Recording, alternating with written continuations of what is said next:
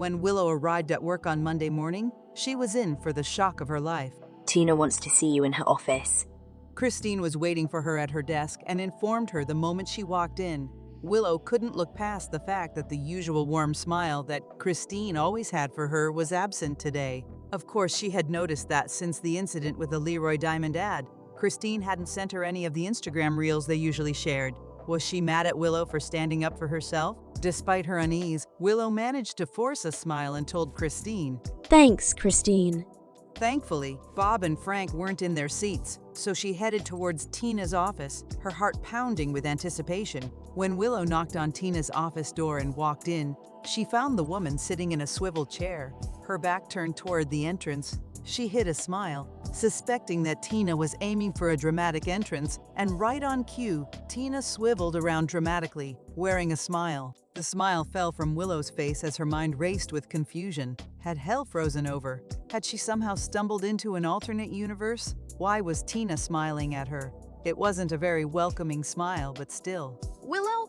Winnie. Tina greeted her with a smile that could only be described as unnerving. Willow couldn't help but feel a sense of unease. Yes, Tina.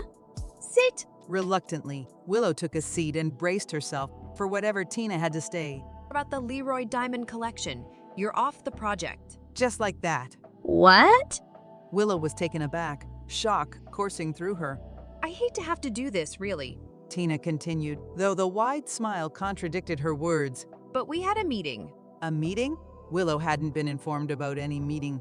Also, when did this happen? And decided that since you haven't been here long and you don't have much experience, you're not qualified to do this. Stunned and disbelieving, Willow sat there trying to wrap her head around Tina's words. What was going on? Tina must have conveniently forgotten the role Willow played in helping her coworkers with their ads. All the while, she had quietly shouldered the burdens of their work and helped them get promoted, all without receiving any recognition for her contributions. This unjust treatment was about to come to an end today. No. Willow replied firmly. Tina's smile visibly faltered. No? With newfound confidence, Willow rose from her seat, her determination shining through. My ad got picked. She declared with conviction, pointing to herself.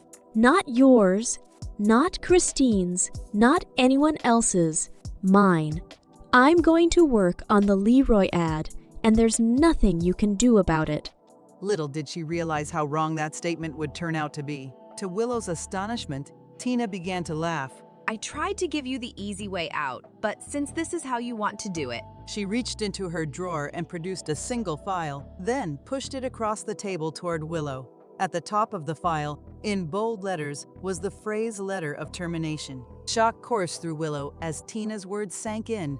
She protested. Tina, you can't just do this. But Tina remained resolute. Actually, I can. The older woman stood up, walked to the door, and gestured for Willow to leave. Anger began to replace shock in Willow's emotions. She snatched the termination letter from the desk and strode toward Tina. You'll regret this. She warned, her voice trembling with anger. Just so you know, I've always thought of you as a board. You'll never be able to do anything without me. Remember that when you lose all your clients. Willow fought back tears as she walked back to her desk, repeating to herself. Willow, don't you cry. Don't give them the satisfaction of seeing you cry. Bob and Frank were back at their cubicles, and when they saw her approaching, they began to snicker. So predictable.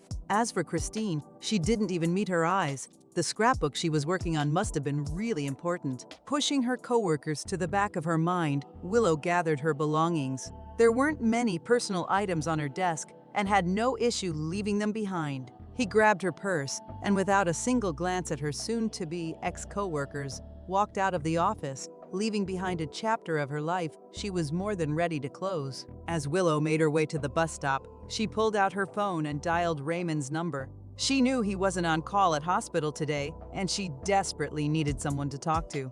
Hey, Win. Raymond answered with a hint of humor in his voice. Do you have enough time that you can call me during work hours? Despite his joking tone, Willow's emotions were already on edge, and her feelings were fragile. She stopped by the side of the road and, unable to contain her emotions any longer, burst into tears. Raymond. She knew she was attracting the attention of passersby, but at that moment, she was too drained to care. Hey, what's going on? Worry-laced Raymond's voice as he asked. Willow, what happened? I got fired. Willow managed to choke out between hiccups as the tears continued to stream down her face. The reality of losing her job had hit her like a ton of bricks, and it was all because she had finally stood up for herself. Throughout her time working for Tina, Willow had been content to let her coworkers take credit for her work, but the moment she asserted herself, she'd been fired. Willow had always been somewhat of an outsider among her coworkers. On one hand, they asked her for help with their designs and ads, but on the other hand, they often looked down on her because of her weight and appearance. Part of her felt relieved to be free of that environment, but the sadness still weighed heavily on her. Raymond's voice brought her back to the present. Willow, are you there? Yeah, She replied, her tears gradually subsiding. I'm just trying to wrap my head around the fact that I've lost my job, Raymond. I really wanted to work on the diamond project. I know when. Raymond replied with sympathy. Where are you now? Have you left work? Do you want me to come get you? Willow managed a faint smile. She was grateful to have Raymond as a friend. Yes, I've left. She responded. No, you don't need to come get me. It's your day off, and I'm almost at the bus stop. Watch out! Willow looked up in confusion. Why was there a car on the sidewalk, heading straight toward her? Panic surged through her as she tried to move out of the way, but it was too late. There was a loud collision, and then everything went eerily silent. Willow, when can you hear me?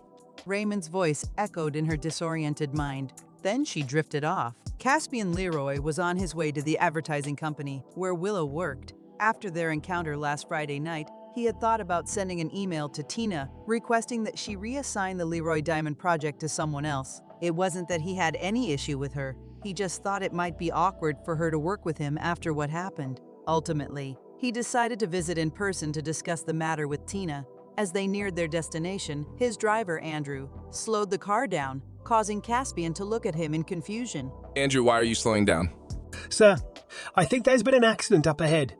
Andrew replied, his tone concerned. Caspian peered out of the car and immediately noticed the crowd of onlookers gathered just a few steps ahead on the sidewalk. Some were busy recording the scene on their phones, while others stood by, and a few leaned over what seemed to be a body sprawled on the pavement. Shards of glass were scattered around, but there was no car with a missing window. It had probably been a hit and run. His concern grew as he surveyed the situation. Why are they just standing around? Have they called an ambulance? Caspian's rhetorical question was met with a quizzical look from Andrew. Do you want me to drive past? No, park the car and call an ambulance. Caspian instructed. I don't think any of these people have actually done so. After Andrew followed his orders and parked the car, Caspian stepped out and approached the scene. He approached one of the bystanders and inquired. What happened? Hit and run. Came the reply. Then the person resumed filming the incident. Caspian was filled with disbelief as he approached the scene, and then as he saw the person laying on the ground, his shock turned into recognition. This was Miss Willow, the same person he had been planning to remove from the Leroy Diamond project. Quickly, he returned to the car and inquired whether Andrew had called an ambulance. They said they would be here in 5 minutes. That was a couple of minutes ago. I expect they will be here soon. Andrew replied, as if on cue. The wailing sirens of an ambulance filled the air, followed by the arrival of the emergency vehicles. First responders sprang into action, tending to Miss Willow, while police officers gathered statements from witnesses. Does anyone know this young lady? Any friend, family, or co-worker? An EMT asked the crowd. Caspian immediately raised his hand. I do. He moved closer as Willow was moved onto a stretcher. Caspian Leroy, and she works for me. All right, Mr. Caspian. Can you come with us to the hospital? Sure. Caspian nodded. I'll follow behind you in my car. And so he did, his concern growing with every second of the drive. As the ambulance arrived at the hospital, Caspian immediately approached the attending doctor, his voice filled with concern. Oh, she'll survive, right? Do everything you can to save her. Whatever the cost, I'll take care of it. The doctor, who introduced herself as Dr. Lin, nodded in assurance as Willow was wheeled off to the operating theater, and Caspian could only hope for the best. One of the EMT who had been on the scene approached him, holding a bag. These are the belongings of the victim. Will you be collecting it? Caspian shook his head. Give it to her when she wakes up.